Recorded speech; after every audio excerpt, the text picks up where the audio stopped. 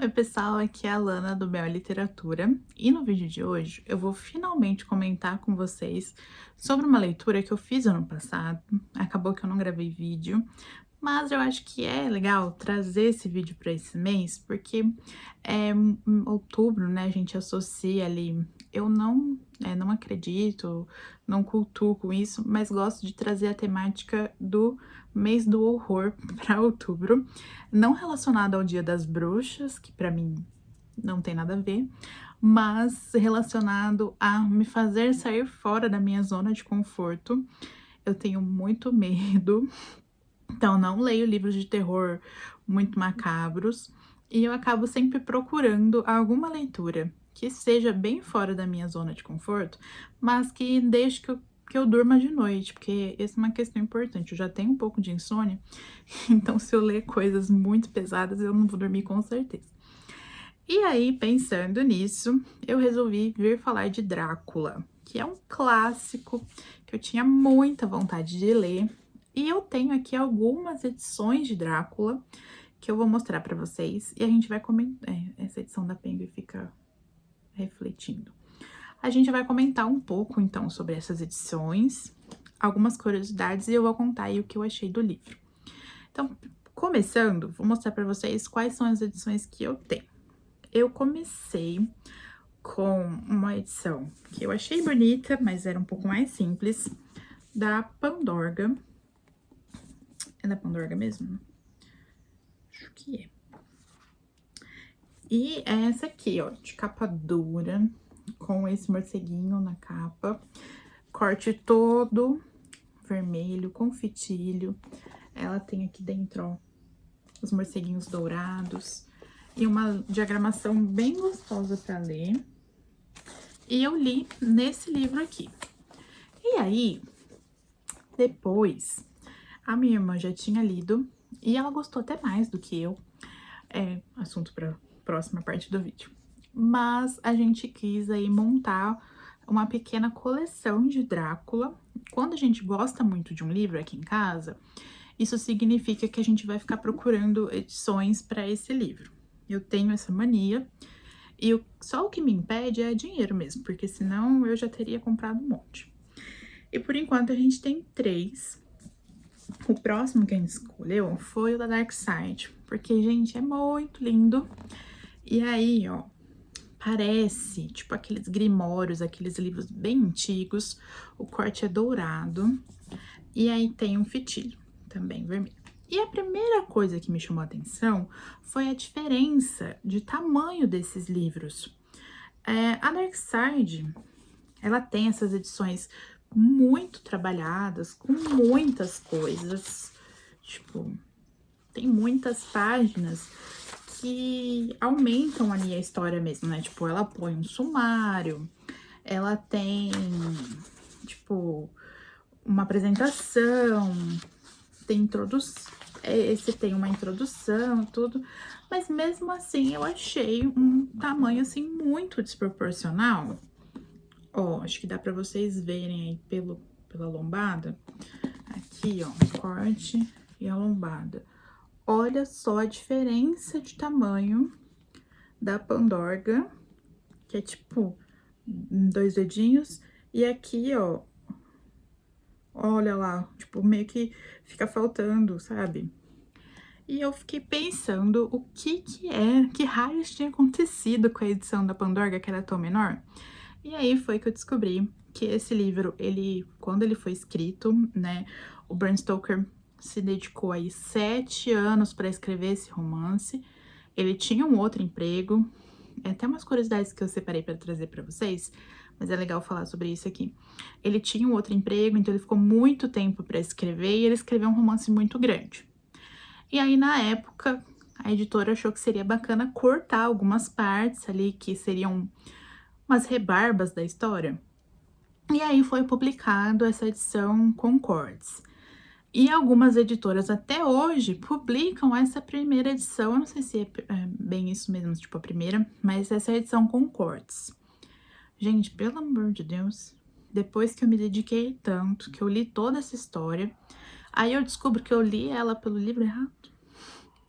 Aí eu preciso muito fazer a releitura pela edição da Dark Side ou então pela edição da Penguin, que se não me engano também é a edição completa, para poder ver esses cortes, né? Encontrar aí esses pedaços que foram tirados da história que eu não li.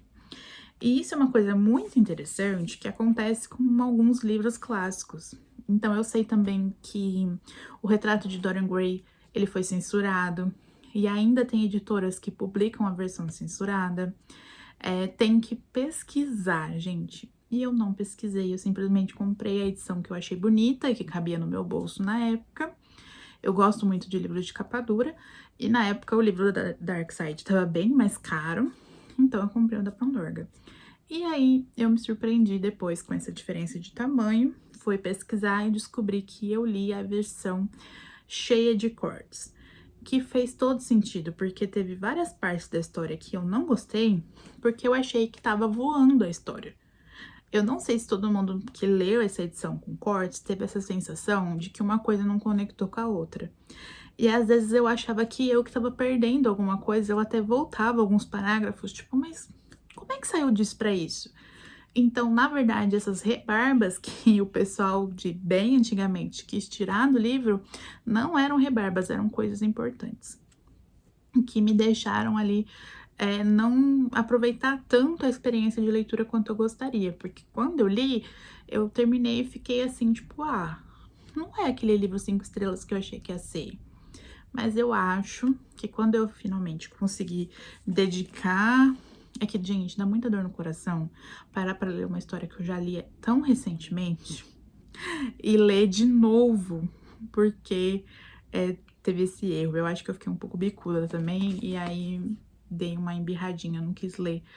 Mas eu quero fazer essa leitura, sim, da edição completa, para poder entender aí o que faltou e se foi isso que não me deixou aproveitar tanto a história. Mas, então, as minhas edições são essas, né? Faltou mostrar essa aqui da Penguin, que é a edição básica que a Penguin sempre publica. Eu gosto muito da identidade visual da Penguin, mesmo que seja esse livrinho assim tão fajutinho, sabe? Que não tem não tem orelha, não tem nada. Mas eu gosto. Deixa eu apoiar aqui. São livros que trazem bastante leituras complementares. Então, quando eu for fazer essa releitura, eu quero ler ali na Dark Side e também ler aqui na Penguin para ver qual que é a melhor tradução. E aí eu comento de novo com vocês, levo para o Instagram ou trago aqui de novo para a gente debater mais uma vez o que eu achei.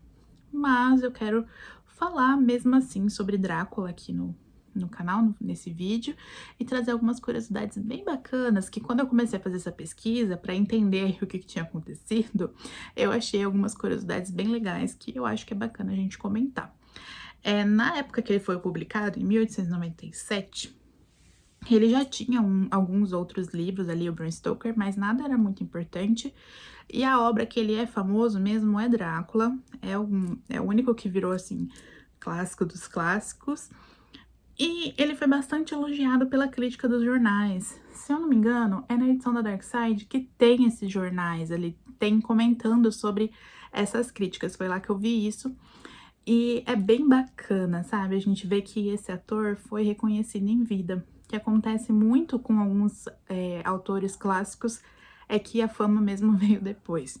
E não, ele colheu ali os frutos da sua fama, ele recebeu várias cartas, ele foi muito elogiado também pelas pessoas do ramo ali que ele conhecia. Ele foi bem espertinho, ele mandou esse livro para um político importante da época, tipo, um presente, olha, vê se você gosta. E o cara leu e gostou e falou sobre, foi uma coisa legal. Eu não lembro quem foi esse político. E aí, até foi comentado que na época esse livro não foi aceito, e isso é uma polêmicazinha que o pessoal tenta desmistificar, porque não, o livro dele foi bem aceito sim. E um desse pessoal do ramo que falou bem do livro dele foi ninguém mais, ninguém menos que Conan Doyle, que é o criador de Sherlock Holmes. Ele leu Drácula e mandou uma carta pro Bram Stoker elogiando o trabalho dele.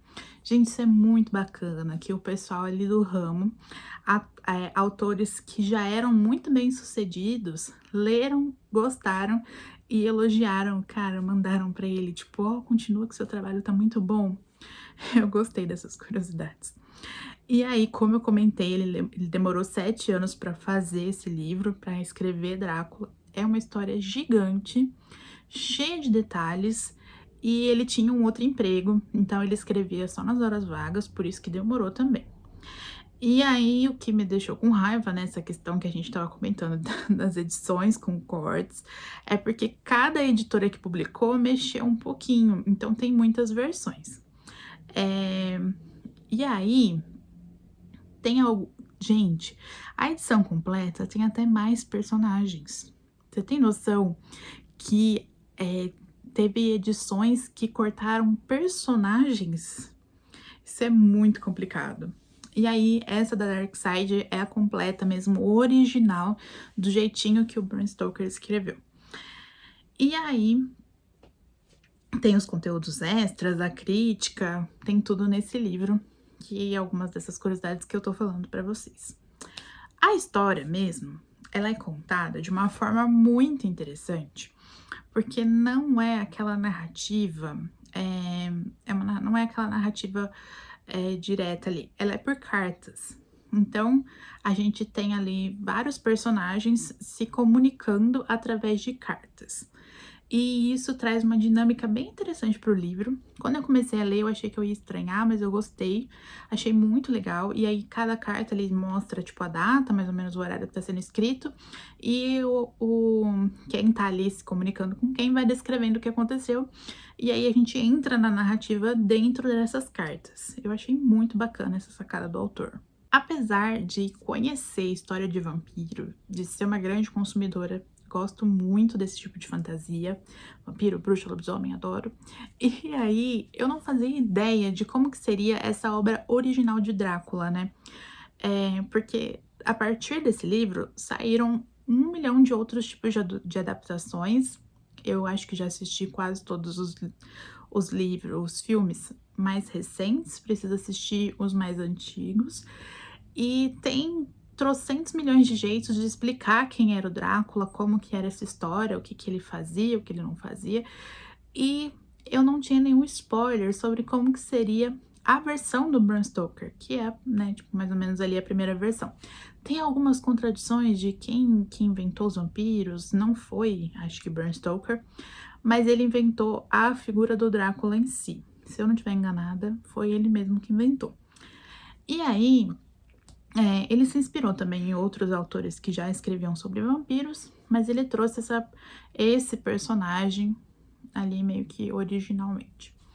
E eu não tinha ideia de como que era a história dele, do que acontecia, né, de quem que era o Drácula original.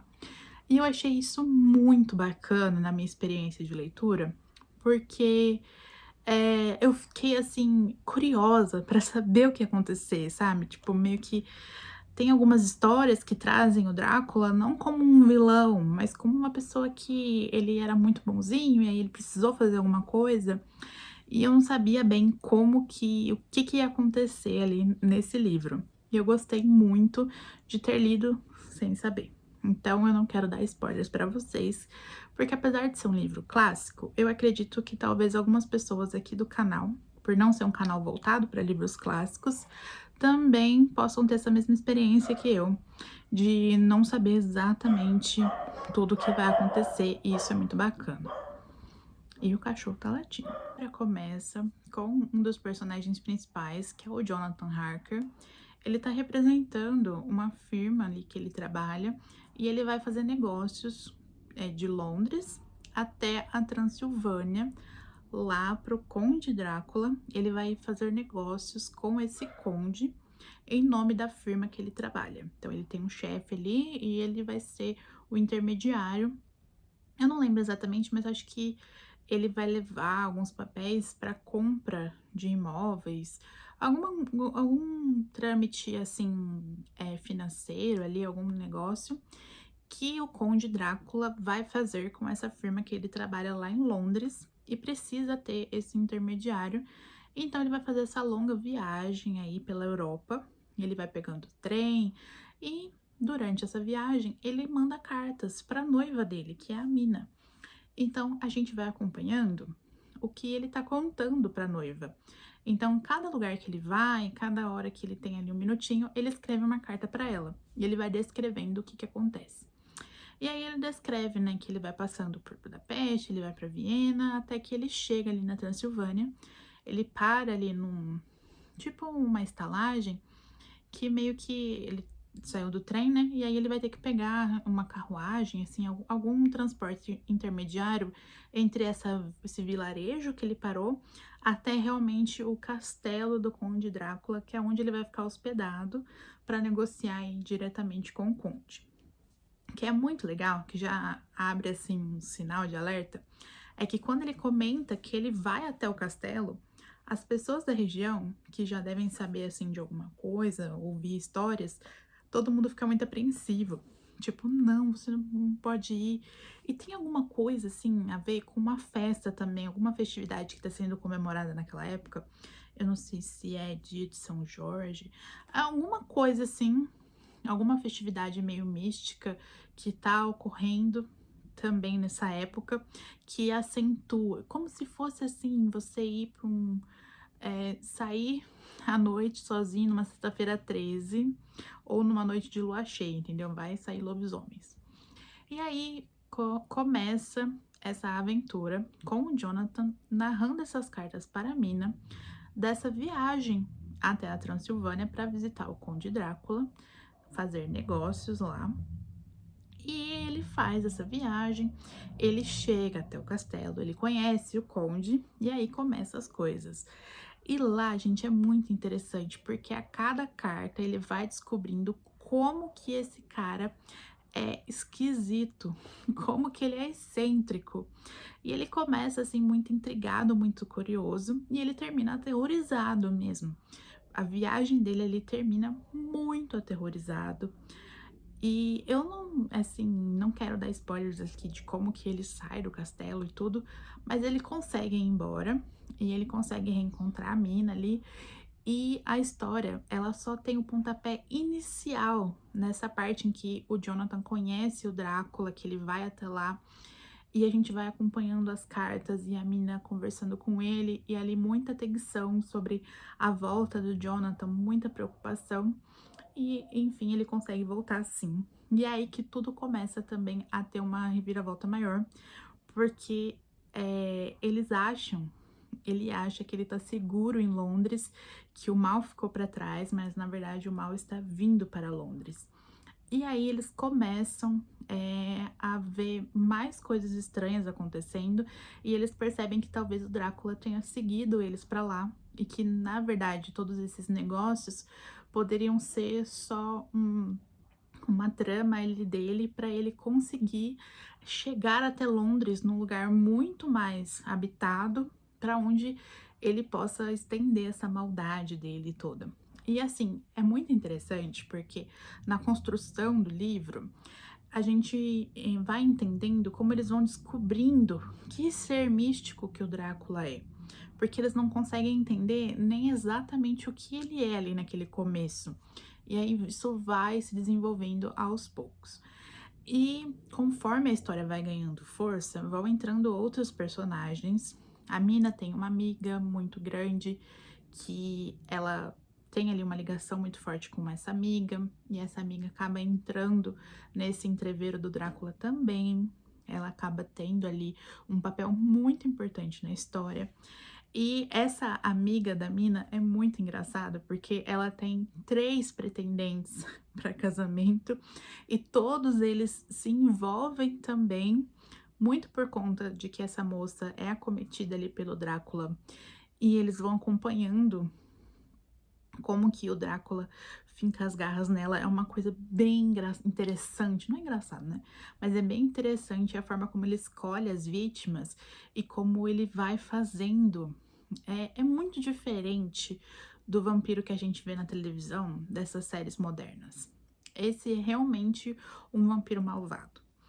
E aí a gente tem esse círculo de amigos conhecidos em comum que vão se unindo. É, um vai conectando pelo outro, sabe? Então tem o Jonathan que conheceu o Drácula lá e ele é noivo da Mina. E aí a Mina tem essa amiga que tem esses pretendentes e um desses pretendentes dela é um médico que ele vai analisando ali o que tá acontecendo, porque muito desse ataque do Drácula é interpretado também como uma doença, eles não sabem entender o que que é. E aí eles contratam, eles chamam, né, um especialista, que é o Van Helsing. Eu nunca imaginei que o Van Helsing, que é uma figura que eu conheço do filme, que tem o Hugh Jackman, e de algumas outras, tem várias séries, né, acho que eu já vi uma, que ele tinha saído de Bram Stoker. Eu não sabia dessa conexão que era ali, tipo, o Drácula e o Van Helsing, tudo criação do Bram Stoker. Eu achei isso muito incrível. Desculpa, gente, se vocês acham que pode ser spoiler, mas eu acho que eu tô tentando, assim, filtrar bem pra explicar essa história tão legal e não falar nada que comprometa a experiência de vocês, tá? Então eu acho que nada disso que eu tô falando vai estragar a experiência de leitura. E aí o Van Helsing chega, se reúne com esse grupo e juntos eles formam como se fosse assim um círculo secreto ali para deter o Drácula, que realmente veio a Londres. Então todo aquele plano que o Jonathan imaginou que ele tinha formado desde o comecinho do porquê da viagem dele até a Transilvânia é verdade mesmo. Ele quer vir para Londres, ele veio, atacou as pessoas que eles conhecem e aí eles fazem um plano todo mirabolante lá para poder deter o Drácula. E aí a gente acompanha essa saga deles entenderem o que é o monstro que eles estão lutando contra e deles fazerem ali o plano de ataque. Gente, acho que nem eu tinha prestado atenção do tanto que eu gostei dessa história. Contando pra vocês, gostei mais ainda. Quem sabe isso não me anime a fazer logo essa releitura para poder comentar de novo sobre as diferenças das edições. Mas sem me repetir muito, a história ela ganha muita força da metade pra frente, quando tudo começa a acontecer mesmo. Porque no começo tá muito ali, a gente fica muito no escuro, sem saber realmente o que tá acontecendo. E de repente, quando os personagens eles têm assim uma descoberta maior, a gente também começa a ter mais descobertas quando o Van Helsing chega, e aí a história ganha mais força, ela entra mais nos trilhos, e aí que fica assim mais agitado e mais gostoso mesmo de ler. E é uma leitura densa. Eu não fiz essa leitura rápido, eu demorei. É uma leitura que exige ali um pouco de atenção, porque são muitos detalhes, os personagens são muitos, a gente não são muitos, mas você tem que ir pegando as conexões assim, e cada personagem tem um núcleo próprio. Então, aquele médico que eu comentei, que ele que chama o Van Helsing, ele tem uns pacientes, parece ser um manicômio que ele trabalha, alguma coisa assim, e aquele manicômio tem importância na história com o Drácula, sabe? Então, tem detalhezinhos que se conectam com a história central. Então, uma leitura que a gente tem que fazer prestando bastante atenção. Eu gostei muito, achei que foi um livro bem bacana, que cresce conforme você vai lendo. Você começa achando que, tipo, será que vai rolar mesmo? E depois rola sim. Eu tive aquele problema da edição, que eu já comentei com vocês, e isso dificultou um pouco ali, eu fiquei um pouco chateada, mas eu espero que eu consiga reler esse livro, que dessa vez vou ler pela edição completa. Eu tô curiosa pra saber quais foram esses personagens que foram cortados aí, e quem sabe aí eu não traga um novo conteúdo pra vocês, né? Espero que não demore mais um ano, só no outubro do ano que vem pra gente comentar sobre esse livro. Acho que não, dá pra comentar antes. E aí a gente vai abrir aí outubro. Eu não sei o que eu vou conseguir trazer de leituras diferentes para esse mês de outubro. Eu tinha alguns planos, não sei se eu vou conseguir concluir, então não vou prometer nada. Mas eu espero que a gente tenha mais alguma coisa aí de o que eu chamo de horror para medrosos, sabe, assim, o terror para os covardes. É algumas coisinhas que eu vou descobrindo, que eu acho legal compartilhar aqui com vocês, porque vai que alguém também é medroso igual eu. E também quer se desafiar e a sair da zona de conforto sem passar uma noite insone. Então, se você tem medo, mas quer ler um livro que se encaixe aí em uma narrativa um pouquinho mais de horror, assim, um livro de terror, Drácula é uma excelente escolha. Dá para ler de boa. Você fica muito envolto na fantasia e não no aspecto mais tenebroso da coisa, sabe? Dá um friozinho na barriga, tem hora que você fica meio. Sabe quando você tá assistindo aquele filme de suspense que você sabe que o personagem vai morrer? É meio que isso. Mas não dá aquele medo tão grande, que eu acho que terror psicológico talvez seja uma coisa que eu nunca vou passar perto. Mas tudo bem. Se vocês já leram Drácula, comentem aqui qual foi a experiência de vocês, se vocês gostaram, como que foi aí. Comentem também se vocês leram a edição completa ou não. Tô meio obcecada com isso. Não se esqueçam de curtir o vídeo, se inscrever no canal, compartilhar esse vídeo aí com algum leitor medroso que vocês conheçam. E até a próxima, pessoal!